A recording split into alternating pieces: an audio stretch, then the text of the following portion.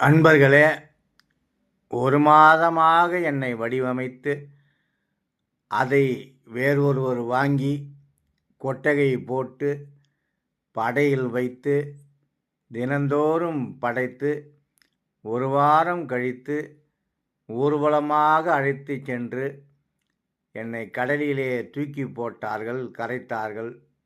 ஆனாலும் நான் கவலை அடையவில்லை. ஏனென்றால் நான் எளிமையின் திருவுருவம் என்று அவர்களுக்கு தெரியும். நான் சாணியிலே வைத்தாலும் வந்துவிடுவேன், சந்தனத்தில் வைத்தாலும் வந்துவிடுவேன், எருக்கம்பூ மாலை போட்டாலும் பக்தி தருவேன், ரோஜா மாலை போட்டாலும் அதே பக்தி தான் தருவேன் என்று எல்லோரும் நினைத்து என்னை கரைக்கின்ற போது மகிழ்ச்சி அடைந்தார்கள். அதுவே எனக்கு போதும் என்று விநாயகர் சொல்லுவதைப் போல நமக்கு தோன்றுகிறது.